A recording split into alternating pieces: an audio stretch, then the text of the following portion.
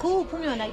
ရတဲ့ဇေဒီယာဆိုလို့ရှိရင်เนาะအနိမိတာတတတခါနာဖြစ်ပါတယ်အိန္ဒိယမှာဆိုလို့ရှိရင်ဖျားရှင်ကဖျားဖြစ်ပြီးတော့ဗောနော်နတ်တို့ဤတန်ရာကိုရှင်းရန်အတွက်ကိုဒါဒီနေရာမှာရေမီးအစုံနဲ့တကူပြခဲ့တဲ့နေရာလေးဖြစ်ပါတယ်ဒီမှာဇေဒီတော်မြတ်ကြီးကိုလည်းဖုံးမြော်နိုင်ပါတယ်ရှင်इतना साल थोड़ी रहेगा အခုဖုံးမြော်တဲ့နေရာဆိုလို့ရှိရင်လည်းတတဟာတတရာတတတခါနာဖြစ်ပါတယ်ဇင်ကမတတခါပေါ့နော်အိန္ဒိယမှာဆိုလို့ရှိရင်လည်းဖျားရှင်ကိုတော်မြတ်ကြီးက9ရက်ပတ်လုံး9ရက်ပတ်လုံးဈေးညံလျှောက်ခဲ့တဲ့နေရာဖြစ်ပါတယ်ဒီနေရာကိုလည်းဖျားဖို့ဧည့်သည်များဖုံးမြော်နိုင်ပါတယ်ရှင်ခုတွေ့မြင်ရတဲ့နေရာကတော့ဇင်ကမတတခါနာဖြစ်ပါတယ်ဖုံးမြော်နိုင်ပါတယ်ရှင်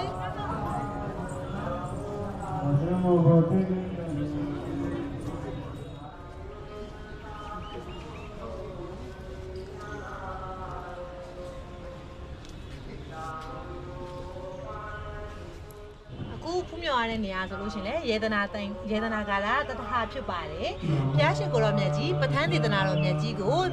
တုံးတက်ခဲ့တဲ့နေရာလေးဖြစ်ပါတယ်ဖျားရှင်ကိုရောမြတ်ကြီးကဒီနေရာမှာရောင်ကြီးတော်6သွယ်ကွန်ပျူခဲ့တဲ့နေရာလေးဖြစ်ပါတယ်ရှင်ဒါကတော့နတ်တွေဖန်ဆင်းခဲ့တဲ့ယေဒနာကာလတတဟာဖြစ်ပါတယ်ဖုံးမြော်နိုင်ပါတယ်ရှင်